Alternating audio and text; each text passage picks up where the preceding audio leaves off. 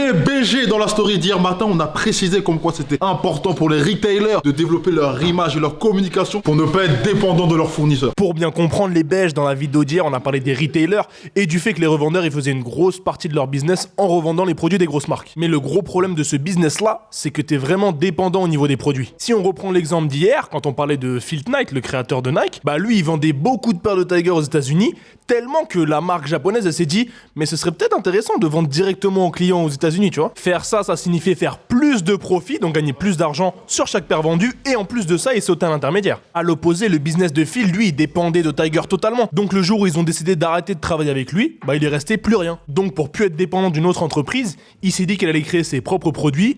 Il était beaucoup plus crédible que Tiger puisqu'il était super connu dans le milieu du running aux États-Unis et il était acteur du sport et de sa culture. Quand on y réfléchit un peu, c'est pareil aujourd'hui. En vérité, les mecs qui ont des magasins, ils ont un pied sur le terrain, ils sont proches des clients et ça leur permet de fou de savoir quel produit est tendance, qu'est-ce qui est stylé, qu'est-ce que les gens aiment, tu vois. Donc quand Phil il a lancé Nike, il produisait ses propres chaussures, il les vendait directement aux clients ou dans des magasins, donc il faisait plus de bénéfices que quand il vendait des Tiger. Après, Méné, c'est un cas d'école, on dit pas que les shops doivent demain faire leur propre paire de chaussures, mais on sait qu'il y a d'autres moyens cool pour faire de l'argent, comme faire leur propre marque de vêtements par exemple. Je vous laisse avec le reste de la story, Méné, let's go. Certaines grandes chaînes ont été capables de le faire comme Decathlon. Au début, les fournisseurs ils refusaient totalement de leur fournir des produits. Ils ont créé leur propre marque spécialisée pour s'adapter à la demande des clients. Comme Artengo pour le tennis, Soloniac pour la chasse, Kalenji pour la course à pied, Kipsta pour le foot et Inesis pour le golf. Dans le streetwear, on a Snippes, on a Snipes qui a développé sa propre ligne de vêtements, qui fait très souvent des collaborations avec des stars. Il y a eu DJ Khaled, il y a eu Jhené Aiko, il y a eu Kehlani et la dernière c'est Mick Mia. Mais des shops beaucoup moins imposants sont aussi capables de le faire. Dans les magasins français, on voit que les shops offrent des produits exclusifs, du merch, que ce soit pour le lancement d'un produit, d'un événement ou d'une collaboration. Et drop des produits en exclusivité, c'est un bon moyen pour l'ouverture d'un magasin parce que déjà le mec il a envie de venir pour cop l'item et ensuite il vient pour voir le magasin. Dans le merch d'un shop, ce qui est cool, c'est que ça te permet d'avoir un item qui représente bien le magasin, surtout quand c'est bien fait. Et ça te permet aussi de cop des items qui sont un peu moins chers que les items de marque que tu peux trouver dans le même magasin. C'est ce qu'a fait Clockers il y a quelques mois en sortant sa première collection inspirée du film Clockers avec des hoodies, des t-shirts, même la petite sacoche qui arrive dans quelques jours, quelques mois, mais vous la verrez un peu plus tard.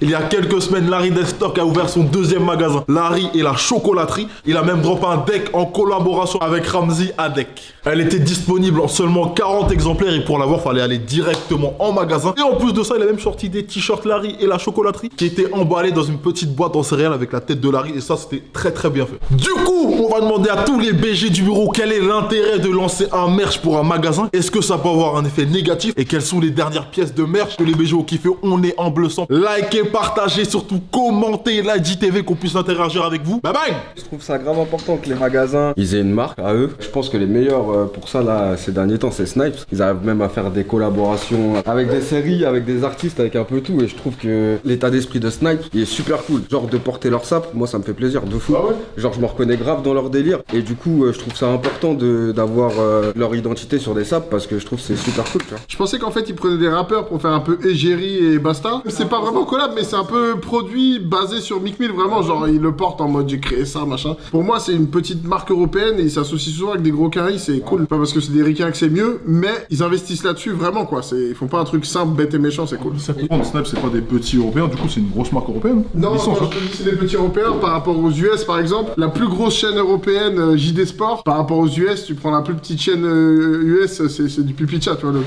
Première chaîne elle a des 800, 900, 1000 magasins, c'est beaucoup tu vois. Dans tous les cas je trouve que c'est important pour un magasin de créer son identité parce que derrière bah ouais les gens ils aiment bien acheter les produits, ils se sentent représentés d'une certaine manière. Excuse-moi je t'ai coupé, qu'est-ce que tu veux dire? Du coup ouais, concernant Snipe je trouve que genre avec ça ils font aussi revivre un peu la culture. Je pense à des collabs comme avec le Wu-Tang et tout ça où ça ressort des visuels et je trouve que ça fait revivre le truc pour les petits jeunes qui connaissent pas tout ça, ça fait revivre le machin. Ils ont un peu profité de la vague Stranger Things, il y a eu un peu des collabs partout. Personnellement toutes les collabs que j'ai vues bah je trouve qu'ils ont fait le taf, genre qu'ils ont bien capté le délire de la série tout en restant dans leur univers aussi tu vois. Genre c'est tout con hein, mais le truc retourné je trouve ça cool. Il y a d'autres marques qui n'ont pas eu forcément l'idée alors que le thème de base c'est le monde à l'envers dans Stranger, je trouve ça archi cool. Même Nike je trouve qu'ils sont un peu foirés sur la collab tu vois. Ils sont même pas pris plus la tête que ça parce que tous les produits que tu avais là ils ont le truc retourné, des fois le logo dans le dos. C'est vrai que ça fait le taf, ouais, ça questionne. Il y a des petits polos dans le style un peu années 80-90 qui font penser aussi au délire.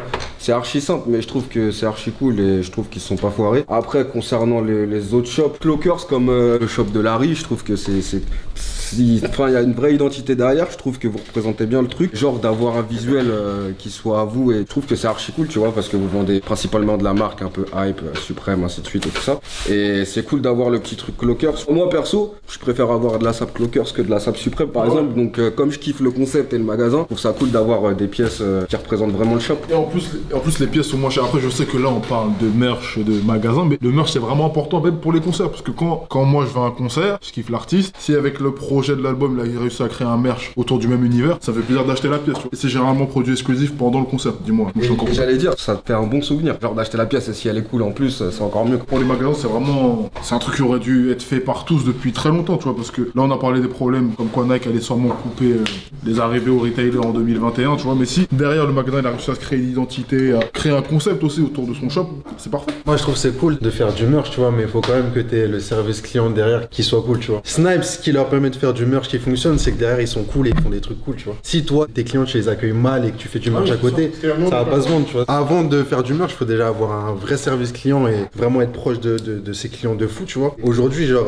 tout le monde fait du merch et c'est grave un milieu compétitif de fou, tu vois. Les shops, ce qu'ils ont aujourd'hui pour se démarquer, c'est les événements, faire des événements autour des pairs, faire des activations et faire du merch cool. Pour moi, c'est un tout et je pense que ceux qui maîtrisent vraiment le délire, c'est SNS, tu vois. Même si je vois pas énormément de personnes porter du SNS, je trouve que l'expérience, elle est d'art de fou, tu vois. Ils font des vêtements SNS? Ouais, il y a des t-shirts, il y a des sweats SNS et voilà. Snipes, ils le font aussi très bien. Les deux, ils sont forts. Il n'y a pas vraiment compétition, tu vois. Snipes, ils ont leur délire et SNS, ils ont leur délire, tu vois.